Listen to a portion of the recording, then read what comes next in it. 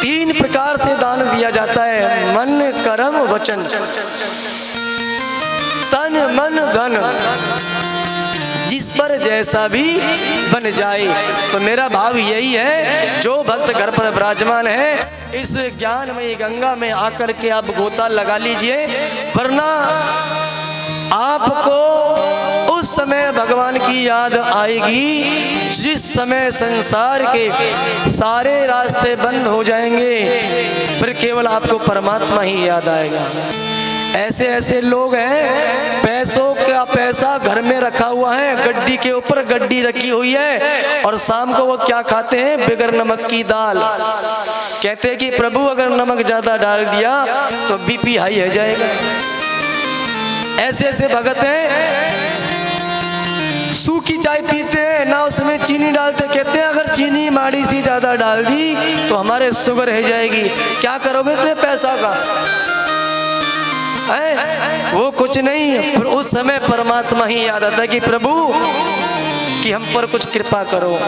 पहला सुख निरोगी काया, और भाड़ में जाए सारी माया। जब इंसान का शरीर सुख रहेगा तो उसे हर चीज की आनंद और सुख की प्राप्ति कहाँ होती है। जैसे आप लोग देखते हो, दवाई खा ली फिर भी आराम नहीं मिल रहा, डॉक्टर को चेकअप करवा लिया फिर भी कुछ रिपोर्ट में नहीं आ रहा, तो अब वो परेशानी कैसे दूर होगी बताइए आप लोग। भाई दवाई खा रहे हो तो आराम नहीं मिल रहा, अल्ट्रासाउंड करवाते हैं उसमें भी कुछ नहीं आ रहा, तो फिर समाधान कैसे होगा? फिर आपको मंदिर में ही तो आना पड़ेगा, फिर परमात्मा से प्रार्थना करनी पड़ेगी कि प्रभु हमसे ऐसी क्या गलती हो रही है कि जो दवाई भी काम नहीं कर रही है। तो जहाँ दवा काम नहीं आती वहाँ दुआ काम आती है। तो वो ही गंगा इस हनुमान नगर में बह रही है, उसी ज्ञान गंगा में आप गोता मार लीजिए। क्यों लोगों को एक झाड़े लगा करके ही उनको आराम मिल जाता है, क्यों श्याम बाबा की नाम की विभूति से उनको आराम मिल जाता है? ये उन भक्तों के लिए है जो भगवान पर विश्वास नहीं करते।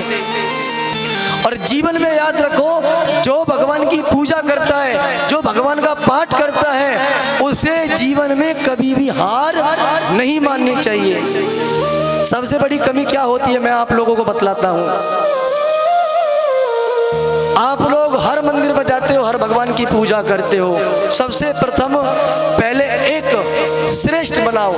जैसे माता पिता एक होते हैं ना, माता पिता एक होते हैं, उसी प्रकार भगवान भी एक कि मेरा प्रिय भगवान वो है।